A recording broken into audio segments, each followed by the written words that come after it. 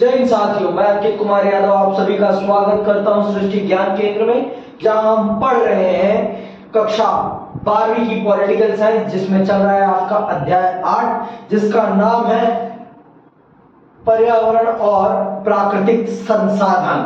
देखिए, कल हमने इस चैप्टर को प्रारंभ किया और इसमें हमने समझा कि एक आज की विश्व में पर्यावरण संबंधी समस्याओं पर चिंता क्यों की जा रही है, क्यों चिंता की जा रही है पर्यावरण संबंधी विषयों पर, और इस पर चर्चा होनी क्यों जरूरी है और किस प्रकार की समस्याएं विश्व झेल रहा है। देखिए, आज हम चल रहे हैं समझने कि विश्व की साझी संपदा की सुरक्षा। पहली बात तो आपको मुझसे पूछना चाहिए कि भैया पर्यावरण और प्राकृतिक संसाधनों को विश्व की साझी संपदा क्यों कहा गया है ना? पहले तो आपको यह समझ में आना चाहिए कि पर्यावरण को साझी संपदा क्यों कहा गया। साझी का मतलब समझते हो? हम सब की है, किसी एक की नहीं है, ये हम सब की है। हम सब का इसमें उतना ही हिस्सा है जितना आपका है, जितना इनका है, जितना इनका है उतना ही मेरा भी है। साझी संपदा सबका, ये पब्लिक प्रॉपर्टी है, किसी की पर्सनल प्रॉपर्टी नहीं है। पब्लिक प्रॉपर्टी और पर्सनल प्रॉपर्टी में अंदर समझते हो कि नहीं समझते हो? है ना? जो पब्लिक प्रॉपर्टी होती है उस पर सबका अधिकार होता है, और जो पर्सनल प्रॉपर्टी होती है उस पर सिर्फ उसी का अधिकार होता है जिसका वो होता है। तो अब बताओ मुझे, हमारा मोबाइल हमारी पर्सनल प्रॉपर्टी है या पब्लिक प्रॉपर्टी है? और पीसीयू, वो हमारा ये पीसीयू एक पब्लिक प्रॉपर्टी। पीसीयू मतलब आप वहां पे जाकर बात कर सकते हो, पैसा डालो, बात करो और निकल जाओ। रेलवे जैसे वो क्या है, एक पब्लिक प्रॉपर्टी है, वो पर्सनल प्रॉपर्टी नहीं है। लेकिन रिलायंस क्या है? रिलायंस एक प्राइवेट प्रॉपर्टी है, किसकी? मुकेश अंबानी की। समझ में आई बात? तो ये अंतर समझना है। तो जो ये पर्यावरण है और जो ये प्राकृतिक संसाधन है, जैसे पानी हो गया, पहाड़ हो गया, बर्फ हो गई, हवा हो गई, आपके जंगल हो गए, ये क्या है? ये सारे के सारे क्या है? Public properties. ये क्या है? Public property. ये सबकी है, किसी एक की नहीं है। तो भैया जब सबकी है तो इसका ख्याल रखने की जिम्मेदारी भी तो किसकी है? सबकी है, क्योंकि सब इसका प्रयोग कर रहे हैं, इसलिए सबकी जिम्मेदारी बनती है कि सब इसका ध्यान रखें। इसीलिए हम चल रहे समझ रहे विश्व की साझी संपदा की सुरक्षा। तो ये जो पर्यावरण है और जो ये प्राकृतिक संसाधन है जो पृथ्वी ने हमें प्रदान किया, जैसे ये मिट्टी हो गई, बिना इस मिट्टी के हम जीवित रह सकते हैं? क्योंकि यही मिट्टी हमें सब कुछ देती है, यही मिट्टी हमें सब कुछ देती है, हमारे जीवन से संबंधित हर चीज को हमें उपलब्ध कराती है। तो इस मिट्टी के बिना तो हम जीवित रह ही नहीं सकते, क्योंकि ये हमारे जीवन का क्या है? आधार है। ये हमारे जीवन का क्या है? आधार। इसी पे हमारा जीवन पूरा संचालित होता है। तो ये मान लीजिए, तो इसीलिए ये पूरा जो ब्रह्मांड है, जो पृथ्वी है, ये सबकी है और सबकी जिम्मेदारी बनती है इसकी सुरक्षा करना। सबकी जिम्मेदारी बनती है इसकी सुरक्षा करना। इसमें ना हिंदू है, ना मुस्लिम है, ना सिख है, ना ईसाई है, ना बौद्ध है, ना जैन है, ना यहूदी है, सब हैं। क्योंकि जब ये नहीं रहेगी तो ये भी नहीं रहेंगे। ना हिंदी है, ना इंग्लिश है, ना उर्दू है, ना फारसी है, ना तमिल है, ना तेलुगु है, इसमें सब हैं। क्योंकि ये नहीं रहेगी तो कोई भी नहीं रहेगा। आप देखिए, दिन पे दिन हमारे विश्व के पर्यावरण की स्थितियां गंभीर होती जा रही हैं। क्यों? क्योंकि हम आपस में एक कुत्ते की तरह लड़ रहे हैं, हम पर्यावरण की तरफ ध्यान तक नहीं दे रहे हैं। और पर्यावरण पर अगर ध्यान नहीं देंगे तो नेपाल जैसी त्रासदियां होती रहेंगी और दुनिया धर्म में लड़ती रहेगी और पृथ्वी सबको कोलैप्स करके खत्म कर देगी। समझ में आ गई बात? तो इसीलिए यहां पर आपको चल रहा हूं मैं समझाने कि अगर इस विश्व को बचाना है तो हम सबको इसकी रिस्पॉन्सिबिलिटी लेनी पड़ेगी, सबको इसकी रिस्पॉन्सिबिलिटी लेनी पड़ेगी। तो पहले समझ लेते हैं कि विश्व की साझी संपदा की सुरक्षा क्या है। विश्व की साझी सुरक्षा संपदा का क्या है और इसकी सुरक्षा की जिम्मेदारी हम पर कैसे है। फिर हम आगे की बात करते हैं। तो चलिए पढ़ते हैं और समझते हैं। तो मेन कोर्स समझ में आ गया ना कि क्या समझाने की कोशिश की गई है। ये जो प्रकृति है पूरी, ये हम सब की है और इस सब और इसकी सुरक्षा की जिम्मेदारी हम सबके ऊपर है। कोई ये नहीं कह सकता कि मेरी जिम्मेदारी नहीं है, हम सबकी जिम्मेदारी है। क्योंकि हम गंद मचा रहे हैं तो हम सबकी जिम्मेदारी है कि हम इसकी सुरक्षा करें। और मैं आप तीनों से कह रहा हूं, लिखना स्टार्ट कर दो, क्योंकि लिख नहीं पाओगे तो पढ़ने का कोई फायदा नहीं है। पढ़ने का कोई फायदा नहीं है, क्योंकि जब तक लिखना नहीं सीखोगे तब तक पढ़ने का कोई फायदा नहीं है। और हमारे देश के बच्चों का ये दुर्भाग्य है कि आज उन्हें मोबाइल ने व्हाट्सएप पे तो लिखना सिखा दिया है, लेकिन कॉपी में लिखना वो भूल गए हैं। कॉपी में लिखना वो भूल गए। उन्हें इतना भी लिखना नहीं आता कि अगर उनसे कह दिया जाए कि वो अपना परिचय लिख दें, पूरा संपूर्ण परिचय लिख दें, तो वो परिचय भी नहीं लिख पाएंगे। ये बड़ी दुर्भाग्य की बात है हमारे देश के लिए, हमारे समाज के लिए, हमारी युवा पीढ़ी के लिए। इसमें मैं भी शामिल हूं। मैं नहीं कहूंगा कि मैं इससे अछूता हूं, ये मैं कदापि नहीं कहूंगा। सबकी दिक्कत है, समझ नहीं पा। तो कृपया प्रतिदिन कम से कम 2 पेज लिखें आप। 2 पेज लिखेंगे तो इससे क्या होगा, इससे आपके अंदर लेखन की क्षमता पैदा होगी। और उत्तर लिखेंगे जब कुछ लिखेंगे तो आपके अंदर सोचने की क्षमता भी पैदा होगी। और जब सोचने की क्षमता पैदा होगी तो जब आप उत्तर लिखेंगे परीक्षा के समय में, तो आपको उत्तर लिखते समय सोचने के लिए ज्यादा समय खपाना नहीं पड़ेगा। आपका शब्दकोश मजबूत हो जाएगा किसी भी विषय पर। लेकिन इसके लिए क्या करना पड़ेगा, प्रतिदिन हमें अभ्यास करना पड़ेगा, और जो कि हम कर नहीं रहे हैं। तो मेरा आप तीनों से विनम्र अनुरोध है, विनम्र ही करूंगा मैं भी, बाद में डंडे वाला अनुरोध करूंगा। अभी विनम्र अनुरोध है कि आप लोग प्रतिदिन 2 पेज, 3 पेज, 4 पेज, 5 पेज लिखें, अपने मन के भाव लिखें। ठीक है, तो चलिए समझते हैं विश्व की साझी संपदा की सुरक्षा। तो सबसे पहले समझ लेते हैं विश्व की साझी संपदा है क्या चीजें, जिनको हम विश्व की साझी संपदा कहते हैं, और इनकी सुरक्षा की जिम्मेदारी हम पर कैसे है। तो चलिए सुनिए। साझी संपदा उन संसाधनों को कहते हैं जिन पर किसी एक का नहीं बल्कि पूरे समुदाय का अधिकार होता है। संयुक्त परिवार का चूल्हा, चारागाह, मैदान, कुआं या नदी साझी संपदा के उदाहरण हैं। साझी संपदा क्या है, जिस पर सबका अधिकार है, किसी एक का अधिकार नहीं है। तो आपसे पूछा जा सकता है 1 नंबर के प्रश्न में कि साझी संपदा किसे कहते हैं, तो आप क्या लिखेंगे, उत्तर लिखेंगे साझी संपदा उन संसाधनों को कहते हैं जिन पर किसी एक का नहीं बल्कि पूरे समुदाय का अधिकार होता है। संयुक्त परिवार का चूल्हा, चारागाह, मैदान, कुआं या नदी साझी संपदा के उदाहरण है। मैंने जैसे आपको उदाहरण दिया, रेलवे जो है हमारा, रेलवे, भारतीय रेलवे, क्या ये किसी एक व्यक्ति का है?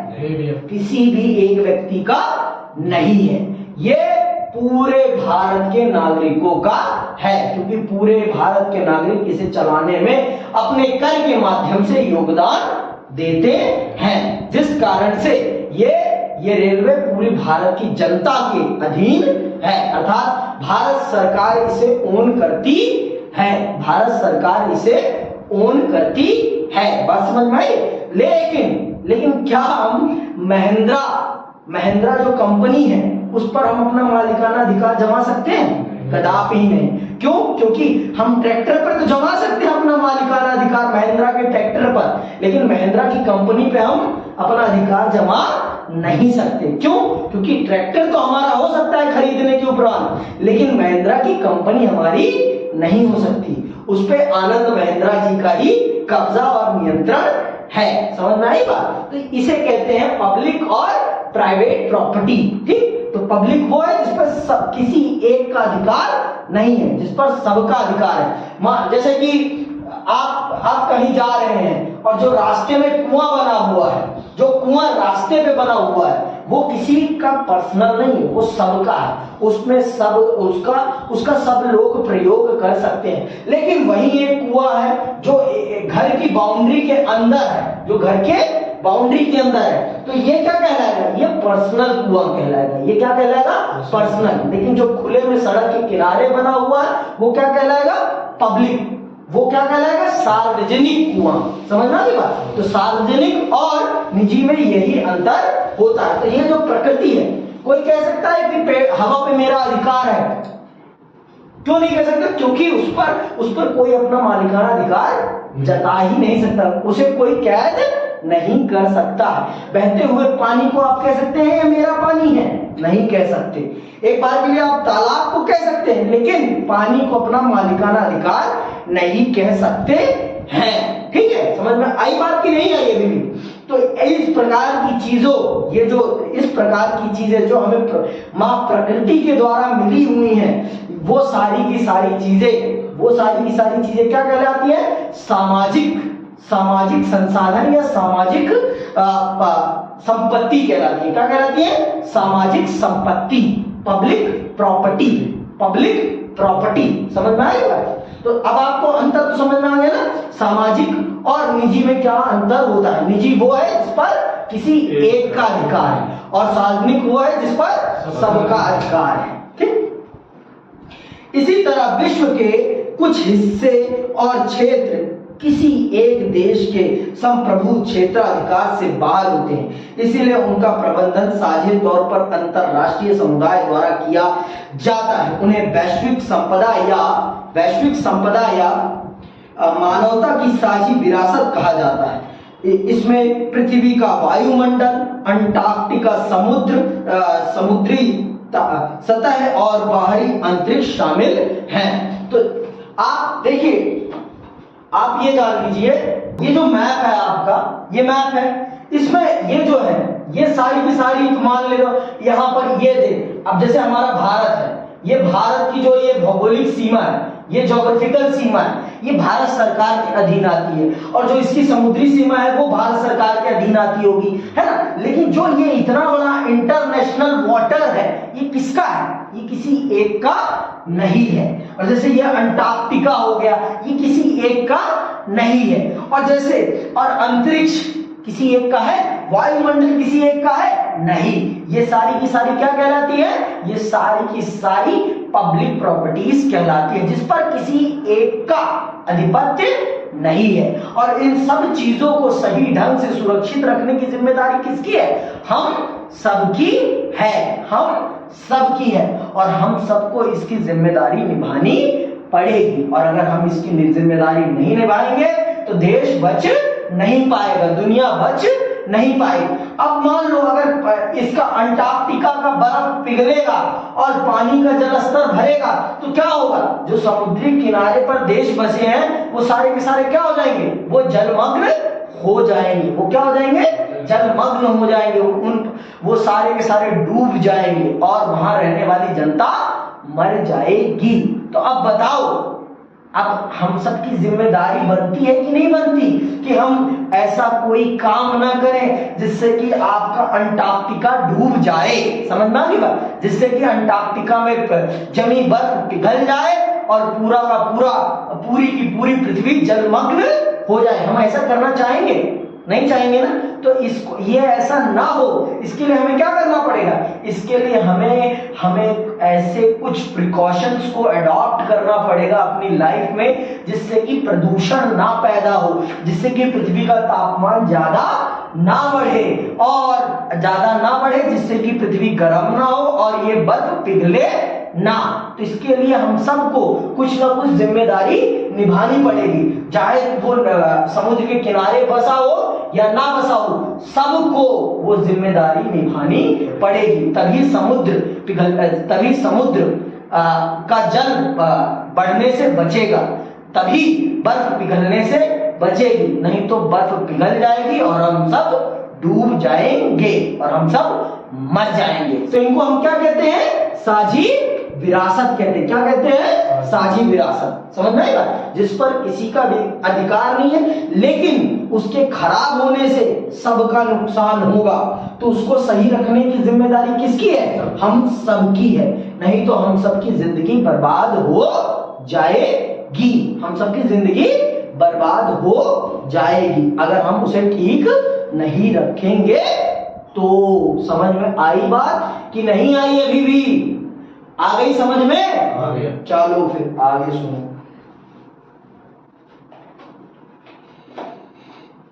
तो इसमें पृथ्वी का वायुमंडल, अंटार्कटिक समुद्री सतह और बाहरी अंतरिक्ष शामिल हैं। तो साझी विरासत में क्या क्या चीजें आती हैं? पृथ्वी का वायुमंडल, अंटार्कटिका समुद्री सतह और बाहरी अंतरिक्ष शामिल हैं। तो ये 4 चीजें शामिल है, वायुमंडल, अंटार्कटिका, समुद्री सतह और बाहरी अंतरिक्ष। ये 4 चीजें शामिल हैं किसमें? हम सबकी साझी विरासत में, मानवता की साझी विरासत में। ठीक है, अब आते हैं वैश्विक संपदा की सुरक्षा के सवाल पर अंतरराष्ट्रीय सहयोग कायम करना टेढ़ी खीर है। ऐसा क्यों कहा जा रहा है? इन सब विषयों पर सबको एकजुट कर पाना टेढ़ी खीर क्यों कहा जा रहा है? ऐसा इसलिए कहा जा रहा है क्योंकि कोई भी जिम्मेदारी उठाने के लिए तैयार नहीं होता। आप उठाओगे ये जिम्मेदारी? कोई नहीं कहता कि मैं उठाऊंगा जिम्मेदारी। क्यों? क्योंकि इन जिम्मेदारियों को उठाने में खर्चा लगेगा और कोई अपनी जेब से पैसा निकालकर इन पर खर्च करना नहीं चाहता। लेकिन यूज सब करना चाहते हैं, लेकिन इसे ठीक करने की जिम्मेदारी कोई नहीं उठाना चाहता। और ये पूरी दुनिया का दुर्भाग्य है। पर आज के समय में लोग इस चीज को समझ रहे हैं। वो समझ रहे हैं कि अगर हमने ऐसा नहीं किया तो पूरी की पूरी दुनिया बर्बाद हो जाएगी। तो वो समझ रहे हैं इस बात को कि ये हम सब की जिम्मेदारी है कि हम सब इस चीज को समझें और दुनिया को इस खतरे से बचाएं। हम सब इस बात को समझें और दुनिया को इस खतरे से बचाएं, नहीं तो दुनिया बर्बाद हो जाएगी। तो आज आपका संयुक्त राष्ट्र संघ है, आपका यूएन का नाम सुना है तुमने? यूएन इस काम को करने में सबका सहयोग, सबको एकजुट कर रहा है और सबको एक जगह बिठाकर इन विषयों पर चर्चा करने के लिए बोल रहा है और सहमत कर रहा है। और अब दुनिया धीरे धीरे इन चीजों पर भी, इन सबसे महत्वपूर्ण चीजों पर भी चर्चा करने के लिए एकजुट हो रही है और एक दूसरे का सहयोग करने के लिए तैयार हो रही है। क्यों? क्योंकि अगर यही नहीं रहेगा तो राजनीति कहां करोगे भाई?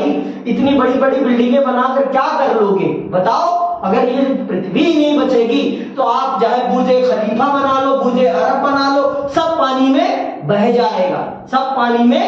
जाएगा। क्या कर लोगे इन सब चीजों को बना के? कुछ कर पाओगे आप?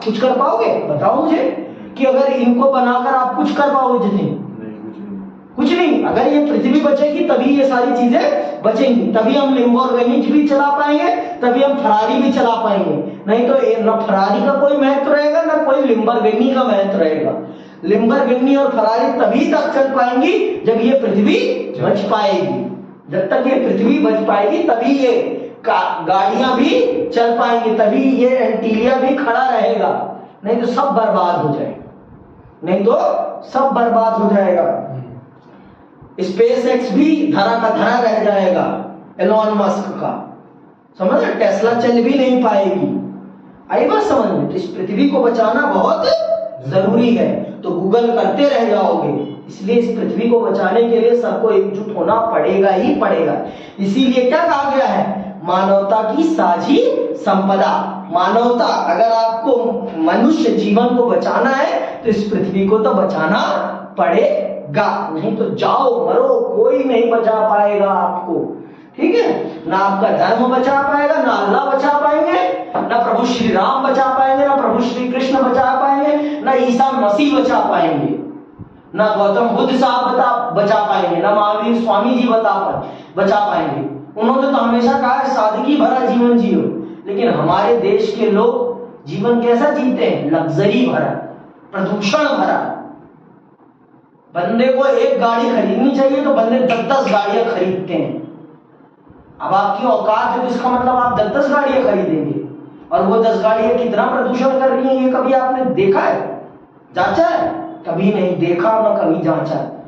पूरा परिवार एक गाड़ी में चल सकता है, लेकिन फिर भी जो अमीर घर के लोग होते हैं वो 10-10 गाड़ियां खरीद लेंगे, सिर्फ क्या करने के लिए? दिखावा करने के लिए, शो ऑफ। तो शो ऑफ करोगे तो इस पृथ्वी को तो उसका नुकसान उठाना ही पड़ेगा ना भाई, उसका नुकसान तो इसे उठाना ही पड़ेगा। हम सब इतने सारे कपड़े पहनते हैं, मैं मानता हूं 7 हफ्ते में 7 दिन है, मैं प्रतिदिन आपको मान लेता हूं 14 जोड़ी कपड़ों में एक इंसान का जीवन निर्वाहित हो सकता है। 14 जोड़ी, 14 नहीं तो मान लो 21 जोड़ी, 21 जोड़ी में आपका जीवन निर्वाहित हो सकता है, आराम से निर्वाहित हो सकता है। लेकिन बहुत सारे लोगों का कबर्ड खोलोगे तो 200 जोड़ी, 500 जोड़ी, 1000 जोड़ी, इतने कपड़े, इतने फुटवेयर्स हैं। तो इसका नुकसान कौन उठाएगा बताओ? हमारी पृथ्वी इसका नुकसान उठा रही है भाई, इसका नुकसान हमारी पृथ्वी उठा रही है, इसका खामियाजा वो भुगत रही है। भाई जब हम चीजें खरीदेंगे, अब साल में मोबाइल ही बदलते रहते हैं लोगों के, और मोबाइल के कारण कितना प्रदूषण हो रहा है, कभी हमने ये सोचा? कभी नहीं सोचा हमने। कितने सारी पक्षियां मर गई हैं, कभी हमने सोचा? रेडिएशन के कारण कभी हमने नहीं सोचा, सिर्फ हमने अपने सुख सुविधाओं के बारे में सोचा। इसीलिए तो माँ पृथ्वी भी कहती है, बेटा जब तुम मेरे बारे में नहीं सोच रहे तो मैं तुम्हारे बारे में इतना क्यों सोचूं? मैं भी लाती हूँ भूकंप, मैं भी लाती हूँ तूफान, मैं भी लाती हूँ साइक्लोन, तुम्हें लेके डूब जाती हूँ। चलो हटो, समझ में आई बात? आगे सुनो आपको। वैश्विक संपदा की सुरक्षा के सवाल पर अंतरराष्ट्रीय सहयोग कायम करना टेढ़ी खीर है। इस दिशा में कुछ महत्वपूर्ण समझौते जैसे अंटार्कटिका संधि, मार्टियल न्यायाचार और अंटार्कटिका पर्यावरण न्यायाचार हो चुके हैं। परिस्थितिकी से जुड़े हर मसले के साथ एक बड़ी समस्या यह जुड़ी है कि अपुष्ट वैज्ञानिक साक्ष्यों और समय सीमा को लेकर मतभेद पैदा होते हैं। ऐसे में एक सर्वसामान्य पर्यावरणीय एजेंडे पर सहमति कायम करना बहुत मुश्किल है। इन विषयों पर एक जैसी नीति कायम कर पाना मुश्किल होता है। इस अर्थ में 1980 के दशक के मध्य में अंटार्कटिका के ऊपर ओजोन परत में छेद की खोज एक आंख खोल देने वाली घटना थी। 1980 में जब ये खोज हुई कि हमारी ओजोन लेयर में छेद हो गया है, तो इसने पूरे विश्व की आंख खोल दी कि अगर अब नहीं जागे हम इस पृथ्वी के बारे में सोचने के लिए, तो फिर हमें बचा कोई नहीं सकता है, फिर हमें मरने से कोई नहीं रोक सकता। हमारी मौत को भगवान भी नहीं टाल सकते, हमारी मौत को भगवान भी नहीं टाल सकते। अगर हमने अब भी नहीं देखा कि हमारी नाव में छेद हो गया है, अगर पानी में, समुद्र में नाव में छेद हो जाए तो क्या होगा? नाव डूब जाएगी। तो वही चीज हो गई है पृथ्वी के साथ। पृथ्वी की ओजोन लेयर में छेद हो चुका है, और अगर अब भी हम नहीं सीखे तो हमें कोई बचा नहीं सकता, कोई नहीं बचा सकता, ईश्वर भी नहीं बचा सकते। अगर हमने अपनी गलतियों को नहीं सुधारा तो, अगर हमने अब भी अपनी गलतियों को नहीं सुधारा तो हमारे देश को कोई नहीं बचा सकता, पूरे ब्रह्मांड को कोई नहीं बचा सकता। और डूबेंगे, एक की गलती सबको सजा मिलेगी, एक की गलती सबको सजा मिलेगी। चाहे वो पाकिस्तान गलती करे, चाहे वो भारत गलती करे, चाहे वो यूएसए गलती करे, चाहे वो ब्राजील गलती करे, चाहे वो ब्रिटेन गलती करे, सजा सबको मिलेगी और बराबर मिलेगी, किसी को कम नहीं मिलेगी बाबा। ये माँ प्रकृति का है। ये माँ प्रकृति जब सजा देती है तो सबको एक बराबर देती है, किसी के साथ वो भेदभाव नहीं करती, न जाति के आधार पर, न धर्म के आधार पर, न लिंग के आधार पर, न आय के आधार पर, किसी भी आधार पर नहीं। वो करती है न्याय, तो सबको एक समान न्याय देती हैं, सबका घर बर्बाद करती हैं। फिर वो किसी का भी घर नहीं छोड़ती वो। समझ में आई बात? तोड़ेंगी तो अच्छे से तोड़ेंगी। तोड़ेंगी तो अच्छे से तोड़ेंगी, ऐसे तोड़ेंगी ना कि हम फिर उठ भी नहीं पाएंगे। तो इसलिए मैं अपने देश की जनता और इस पूरे ब्रह्मांड की जनता से, इस विश्व की जनता से यही अनुरोध और आशा करता हूं कि अब वो जाग जाए, अब वो जाग जाए, अब वो धर्म की, जाति की, लिंग की राजनीति करना छोड़ के मां प्रकृति के विषय में सोचना प्रारंभ करें। नहीं तो मां प्रकृति नहीं बचेंगी ना तो कोई नहीं बचेगा, कोई नहीं बचेगा, न सनातन बचेगा, न इस्लाम बचेगा, कोई नहीं बचेगा। एक बार के लिए सनातन तो बच भी जाएगा लेकिन इस्लाम तो नहीं बचेगा, क्योंकि वो सबसे ज्यादा पर्यावरण के साथ दोहन कर रहे हैं। सबसे ज्यादा पर्यावरण का दोहन हो रहा है वहां पर, सबसे ज्यादा पर्यावरण का दोहन, शोषण हो रहा है इस्लाम के नाम पर। आप अरब देशों को देख लो, कितनी तेजी से वो इंफ्रास्ट्रक्चर डेवलप कर रहे हैं, और उस इंफ्रास्ट्रक्चर के डेवलपमेंट में वो कितना पृथ्वी का शोषण कर रहे हैं। कभी हमने सोचा इस बात को? कभी नहीं सोचा। वो अपनी कमाई के लिए कितना शोषण कर रहे हैं पृथ्वी का, हमने कभी नहीं सोचा। हमें सोचना चाहिए, हमें सोचना चाहिए, लेकिन हम सोचते नहीं हैं। सोचने के लिए भी तो क्या चाहिए? ज्ञान चाहिए, और ज्ञान तो हमारे देश के लोगों में सिर्फ एक ही चीज भरा है, धर्म धर्म धर्म। और धर्म का भी सच्चा ज्ञान नहीं भरा है, धर्म का भी आधा अधूरा ज्ञान भरा है। आगे सुनो आप। ठीक इसी तरह वैश्विक संपदा के रूप में बाहरी अंतरिक्ष के इतिहास से भी पता चलता है कि इस क्षेत्र के प्रबंधन पर उत्तरी और दक्षिणी गोलार्ध के देशों के बीच मौजूदा असमानता का असर पड़ा है। धरती के वायुमंडल और समुद्री सतह के समान यहाँ भी महत्वपूर्ण मसला प्रौद्योगिकी और औद्योगिक विकास का है। यह एक जरूरी बात है, क्योंकि बाहरी अंतरिक्ष में जो दोहन कार्य हो रहे हैं उनके फायदे न तो मौजूदा पीढ़ी में सबके लिए बराबर है और न आगे की पीढ़ियों के लिए।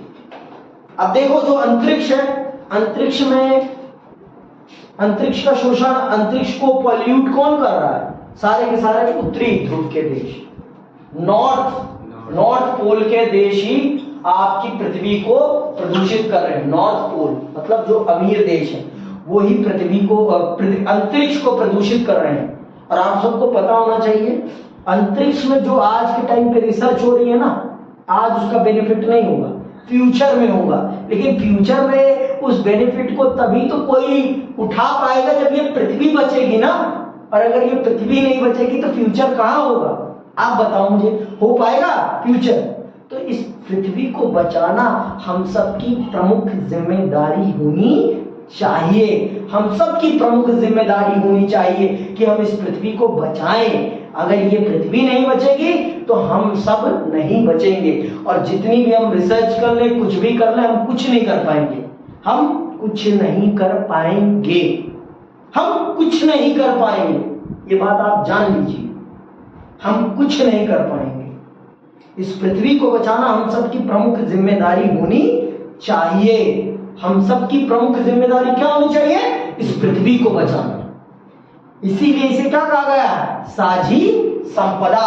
क्या कहा गया है? साझी संपदा। इसीलिए कहा गया है साझी संपदा, इसे इसीलिए कहा गया है क्योंकि ये हम सबकी एक समान जिम्मेदारी है।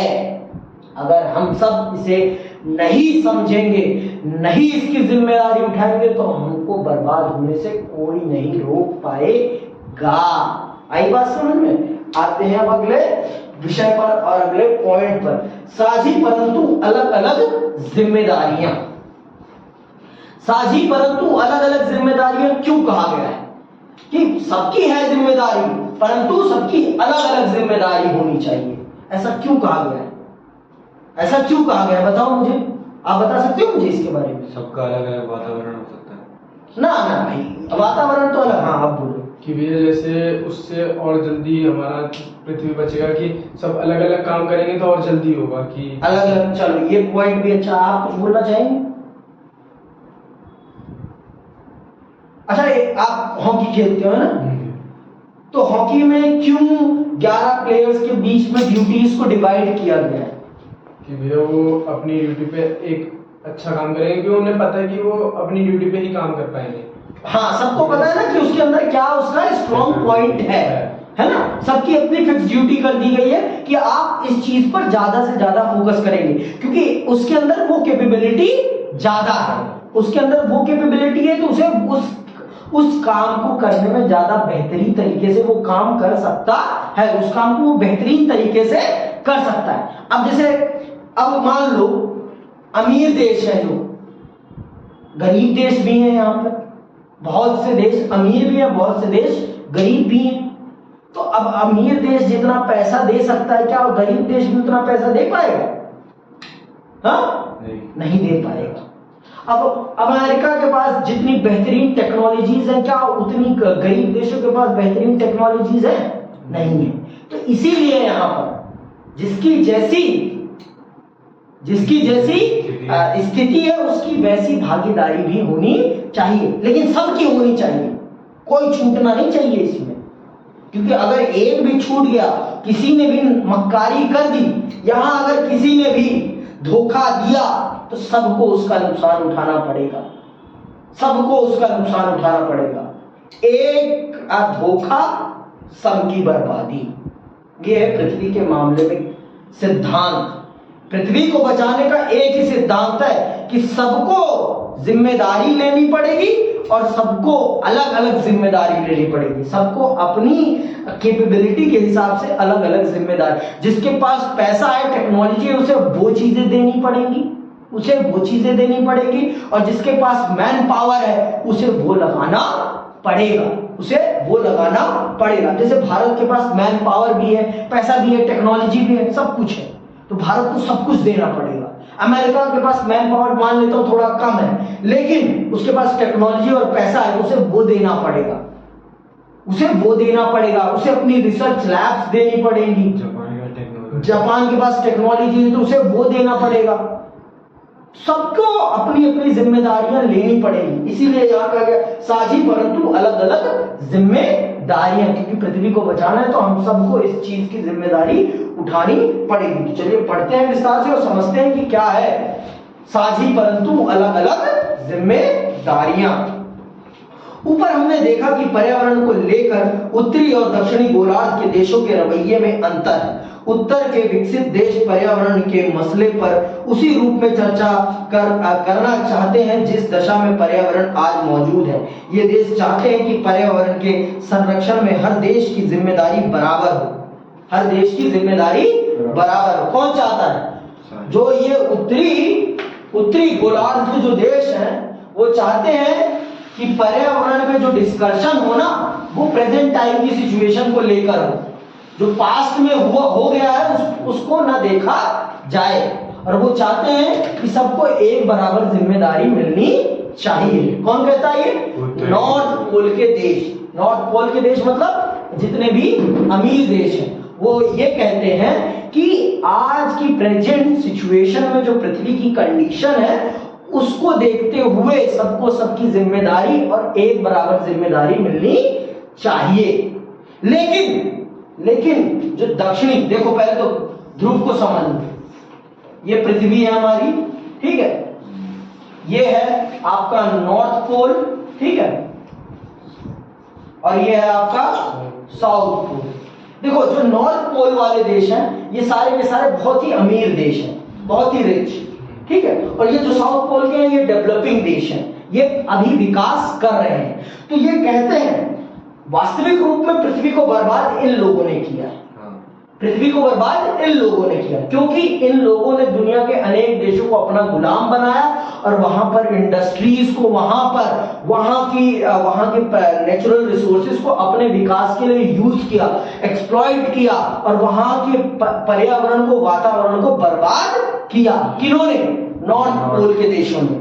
और इन्होंने बर्बाद किया और फिर इन साउथ पोल के देशों को आजाद करके चले गए। भारत भी गुलाम रहा, किसका? ब्रिटेन का। तो भारत की प्राकृतिक संपदा को लूटने का काम किसने किया? ब्रिटेन ने किया। भारत को प्रदूषित किसने किया? ब्रिटेन ने किया, है ना? पर्यावरण को, जंगल किसने काटे? भारत के, ब्रिटेन ने काटे। भारत को गंदी बस्तियां किसने बनाया? ब्रिटेन ने बनाया। और अब जब पूरा पर्यावरण बर्बाद हो रहा है तो ब्रिटेन कहता है भारत से कि भाई पीछे जो हो गया वो हो गया, पीछे को मत देखा, आज जो स्थिति है उसके हिसाब से हम दोनों को एक बराबर ड्यूटीज लेनी चाहिए। क्या ये सही है? बर्बाद तूने किया और अब जब रिस्पॉन्सिबिलिटी लेने की आ रही है बारी पृथ्वी को बचाने की, तो तू हम दोनों को एक बराबर ड्यूटी दे रहा है। कैसे भाई, कैसे? बर्बाद तो तूने किया है ना, बर्बाद तूने किया है ना, तो तुझे ज्यादा रिस्पॉन्सिबिलिटी लेनी चाहिए या नहीं लेनी चाहिए? बताओ मुझे, तुझे ज्यादा रिस्पॉन्सिबिलिटी लेनी चाहिए या नहीं लेनी चाहिए? बताओ मुझे आप। लेनी चाहिए ना, क्योंकि आपने बर्बाद किया है। लेकिन ये नॉर्थ पोल के जितने भी देश हैं ये कहते हैं कि मुझे हम सबको एक बराबर जिम्मेदारी लेनी चाहिए, हम सबको एक बराबर जिम्मेदारी लेनी चाहिए। तो क्या ये न्याय संगत है? आप बताओ मुझे, क्या ये न्याय संगत है? नहीं। बताओ मुझे जतिन, क्या ये न्याय संगत है? नहीं।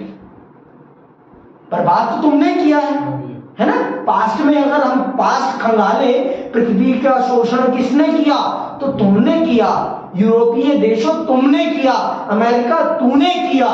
और रिस्पॉन्सिबिलिटी की बात आ रही है, जब पृथ्वी को बचाने की बात आ रही, तो तू हमको कह रहा है कि तुमने भी बर्बाद किया हमारे बराबर, और इसलिए हम सबको एक बराबर जिम्मेदारी लेनी चाहिए।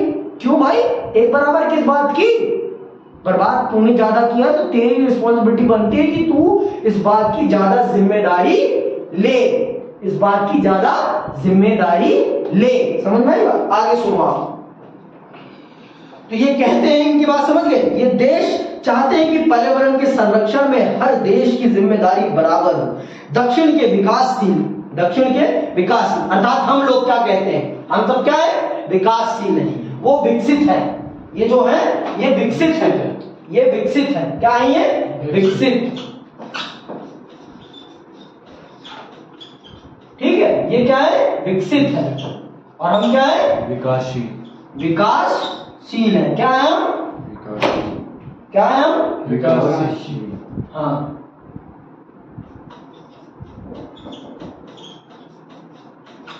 हम क्या है? हम क्या है? विकासशील। ठीक है, ठीक है, हम क्या है? ये विकसित है, हम विकासशील है। ठीक है, तो ये हमें और इनमें अंतर है, हमें और इनमें अंतर है। ठीक है, आगे सुनो आप लोग। विकासशील देशों का तर्क है कि विश्व में पारिस्थितिकी को नुकसान अधिकांशतः विकसित देशों के औद्योगिक विकास से पहुंचा है। विकासशील देश क्या कहते हैं? कि इस पृथ्वी को सबसे ज्यादा नुकसान आप लोगों ने पहुंचाया है, अर्थात विकसित देशों ने पहुंचाया है। क्या कह रहा है? कि विश्व की परिस्थितियों को परिस्थितिकी को, मतलब पर्यावरण को, परिस्थिति को नुकसान अधिकांशतः विकसित देशों के औद्योगिक विकास से पहुंचा है। यदि विकसित देशों ने पर्यावरण को ज्यादा नुकसान पहुंचाया है तो उन्हें इस नुकसान की भरपाई की जिम्मेदारी भी ज्यादा उठानी चाहिए। उन्हें इस नुकसान की जिम्मेदारी भी ज्यादा उठानी चाहिए। ये कौन कह रहा है? विकासशील देश कह रहे हैं। किससे?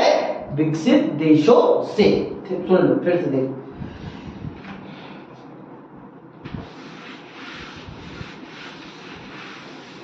देखो, हम सब कौन से देश हैं? हम सब हैं विकासशील। हम मतलब विकासशील। हम क्या है? विकासशील। ठीक है, ठीक है, विकासशील। हम मतलब दक्षिणी ध्रुव, मतलब साउथ पोल। साउथ पोल, और तुम मतलब ये है नॉर्थ पोल वाले तुम मतलब विकसित देश। तुम मतलब विकसित, ठीक है। ये है नॉर्थ पोल वाले, ठीक है। तो हम कहते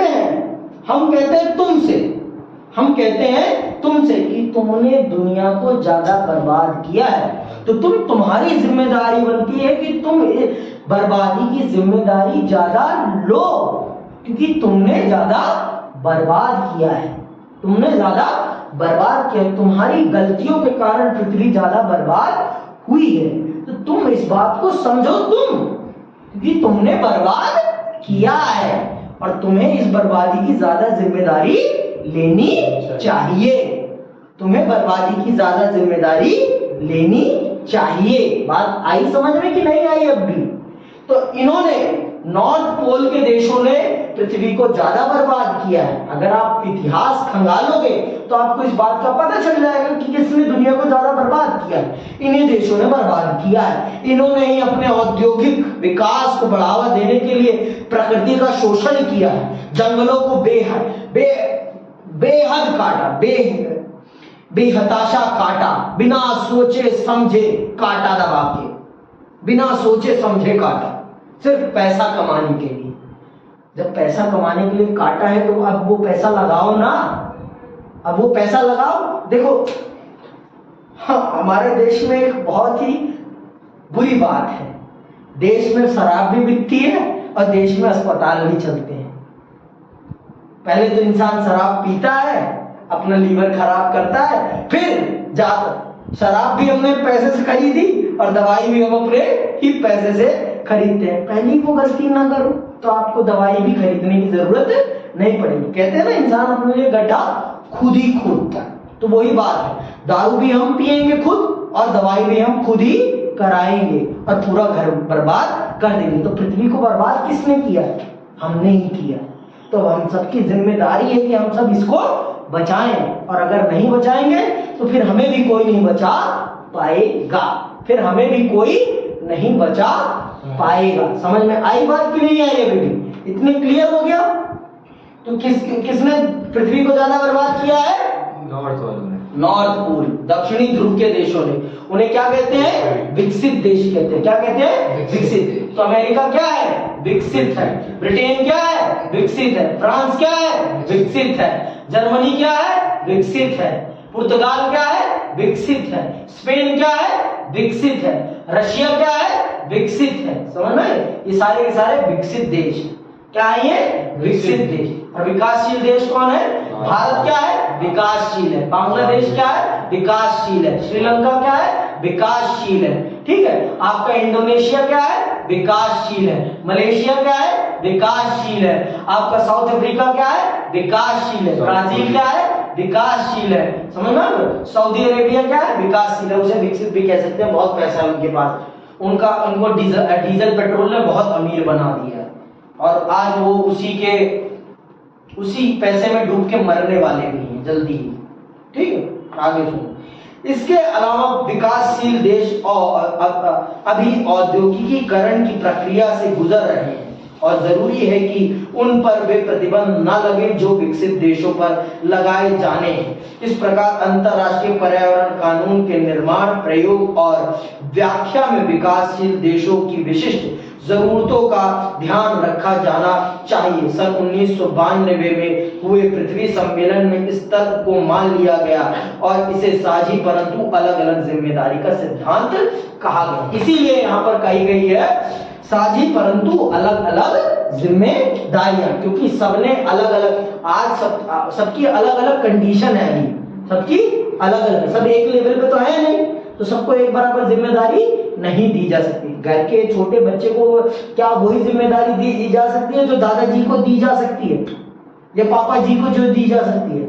तो जो जिस कंडीशन में है उसको वैसी जिम्मेदारी दी जानी चाहिए। ये 1992 के पृथ्वी सम्मेलन में इस बात पर सहमति कर ली कि जिस प्रकार के प्रतिबंध विकसित देशों पर लगाए जाएंगे उस प्रकार के प्रतिबंध विकासशील देशों पे नहीं लगाए जा सकते। विकसित देशों को कोयले का प्रयोग करके बिजली बनाने पर रोक लगाई जा सकती है, परंतु विकासशील देशों के साथ ऐसा नहीं किया जा सकता है, क्योंकि वो उनके पास अभी ऐसी टेक्नोलॉजी नहीं है कि वो बिना कोयले के बिजली बना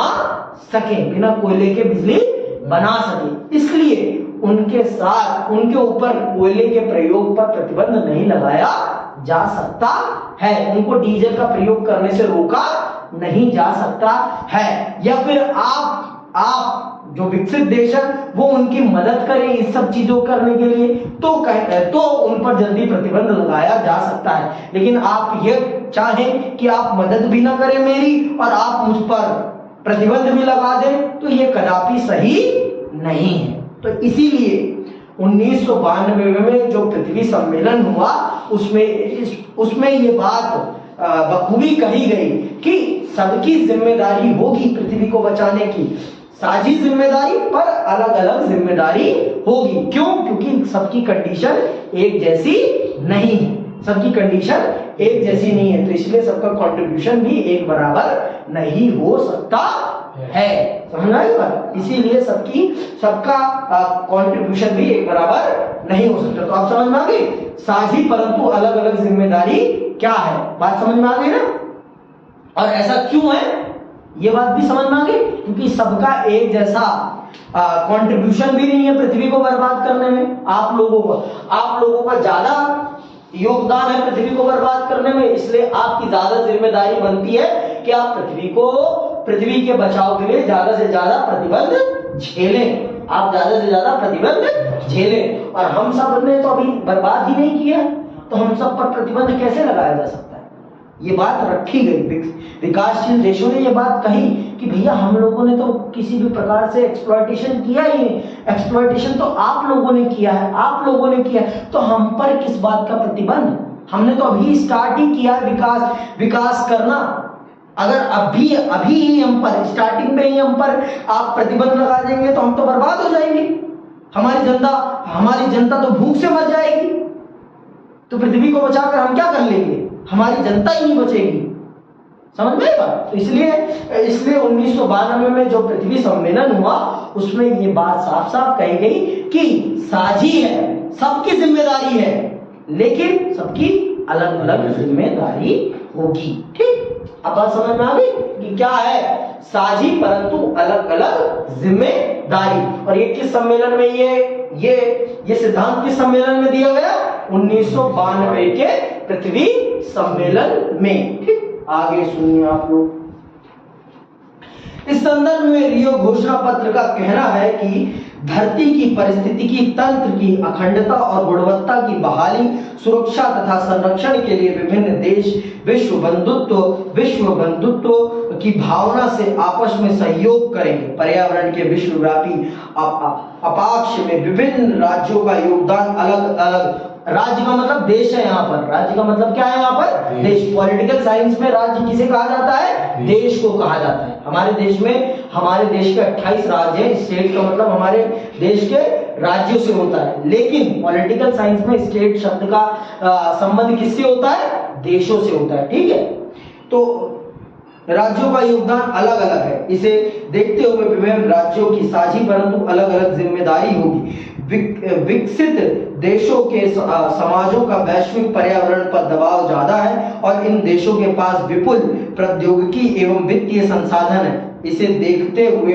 टिकाऊ विकास के अंतरराष्ट्रीय प्रयास में विकसित देश अपनी खास जिम्मेदारी स्वीकार करते हैं। तो रियो सम्मेलन में इस बात को मान लिया गया कि हाँ, हम विकसित देशों ने बर्बादी में ज्यादा योगदान दिया है, तो हम इस जिम्मेदारी को ज्यादा बड़े स्तर पर स्वीकार करते हैं और हमारे पास पैसा भी ज्यादा है, हमारे पास प्रौद्योगिकी भी ज्यादा है, तो हम इस चीज की जिम्मेदारी ज्यादा उठाएंगे। ये इन्होंने स्वीकार कर लिया। आगे सुनो। जलवायु के परिवर्तन से संबंधित संयुक्त राष्ट्र संघ के नियमाचार यानी United nation framework convention on climate change में भी कहा गया है कि इस संधि को स्वीकार करने वाले देश अपनी क्षमता के अनुसार पर्यावरण के अपक्ष में अपनी हिस्सेदारी के आधार पर साझी परंतु अलग अलग जिम्मेदारियां निभाते हुए पर्यावरण की सुरक्षा के प्रयास करेंगे। इस नियमाचार को स्वीकार करने वाले देश इस बात पर सहमत थे कि ऐतिहासिक रूप से भी और मौजूदा समय में भी ग्रीन हाउस गैसों के उत्सर्जन में सबसे ज्यादा हिस्सा विकसित देशों का है। ग्रीन हाउस गैसेस किसे कहते हैं पता है आप लोगों को? ग्रीन हाउस गैसेस किसे कहते हैं पता है आप लोगों को? कार्बन डाइऑक्साइड, जिससे कार्बन डाइऑक्साइड निकलती है उनको कहते हैं ग्रीन हाउस गैसेस। जैसे कि आपका मीथेन, पेट्रोलियम प्रोडक्ट जितने हैं सारे के सारे ग्रीन हाउस गैसेस में आते हैं। कोयला हो गया, पेट्रोलियम प्रोडक्ट, सीएनजी, एलपीजी, ये सारे के सारे, ठीक है, इनसे सबसे ज्यादा प्रदूषण निकलता है।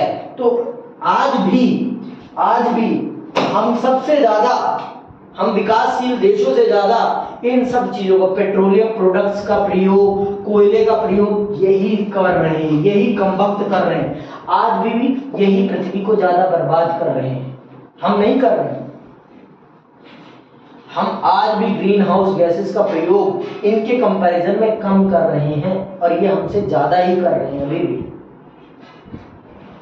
समझ आई बात? ये पृथ्वी को बर्बाद होने वाली चीजों का प्रयोग अभी भी कर रहे हैं और ये हमसे ये एक्सपेक्ट करते हैं कि हम ना करें।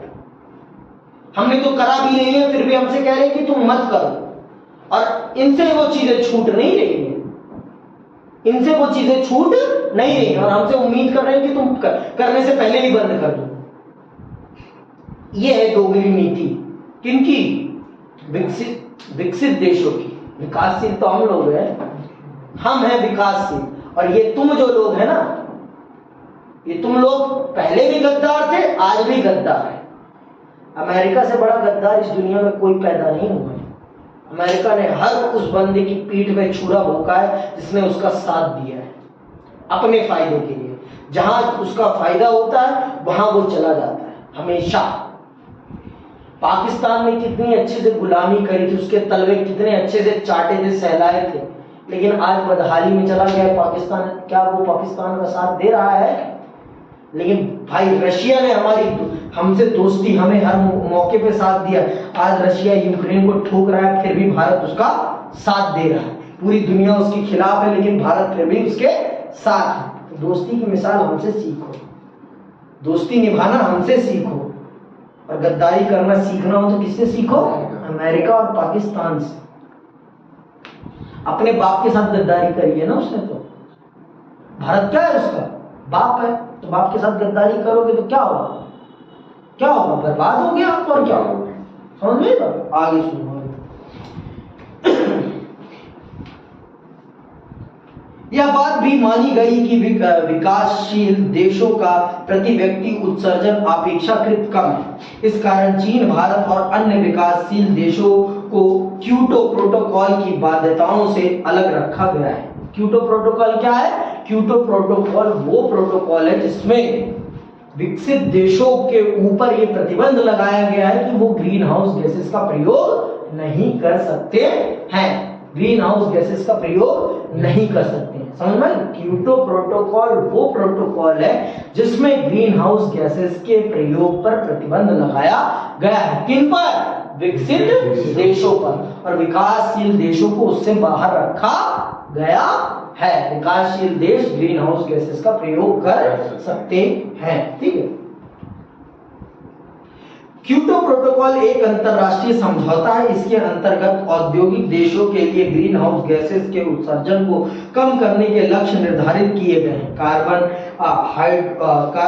हाइड्रोक्साइड, मीथेन और हाइड्रोफ्लोरोकार्बन जैसी कुछ गैसों के बारे में माना जाता है कि वैश्विक ताप वृद्धि में इनकी कोई ना कोई भूमिका जरूर है। ग्लोबल वार्मिंग की परिघटना में विश्व का तापमान बढ़ता है और धरती के जीवन के लिए यह बात बड़ी प्रलयकारी साबित होगी। जापान के क्योटो में 97 में इस प्रोटोकॉल पर सहमति बनी। 1992 में इस समझौते के लिए कुछ सिद्धांत तय किए गए थे और सिद्धांत की इस रूपरेखा यानी United national framework convention on climate change पर सहमति जताते हुए हस्ताक्षर हुए थे। क्योटो प्रोटोकॉल पर इन्हीं सिद्धांतों के आलोक में सहमति बनी है कि ये जो गैसें जो उत्सर्जित होती हैं उन चीजों का हम प्रयोग नहीं करेंगे, क्योंकि ये गैसें कहीं ना कहीं वैश्विक ताप वृद्धि के लिए जिम्मेदार है। तो इसलिए इन गैसों का प्रयोग नहीं किया जाए ग्लोबल वार्मिंग के लिए। और जितनी ग्लोबल वार्मिंग बढ़ेगी, जितना पृथ्वी का तापमान बढ़ेगा, उतना जो समुद्र में हमारा बर्फ जमा हुआ है, ग्लेशियर जमा हुआ है, वो उतना पिघलेगा। और उससे क्या होगा समुद्र में पानी का स्तर बढ़ेगा और समुद्र के किनारे बसे क्षेत्र पानी में जलमग्न हो जाएंगे। तो इस प्रकार से दुनिया पूरी जलमग्न हो जाएगी। इसीलिए क्योटो प्रोटोकॉल में ये कहा गया है कि आप इस प्रकार के ईंधनों का फ्यूल्स का प्रयोग ना करें जिससे कि ये गैसें निकलती हूं। मीथेन, इथेन, क्लोरोफ्लोरोकार्बन, ये ऐसी हाइड्रोक्लोरोफ्लोरोकार्बन, वो फ्यूल्स ना यूज करें आप अपनी फैक्ट्रियों को चलाने के लिए। किनसे कहा गया है? ये विकसित देशों से कहा गया है और हम सबसे भी कहा गया है कि हम भी कम से कम प्रयोग करें। तो इसमें क्योटो में क्योटो कहाँ है? जापान में। ठीक है, तो क्योटो में 1997 में इस पर हस्ताक्षर हुए। ठीक है, तो सबकी सहमति बनी। आज के लिए बस इतना ही करते हैं, अगली क्लास में हम और विस्तार से समझेंगे। इसी के साथ मैं आप सबसे विदा लेता हूं। जय हिंद, जय भारत।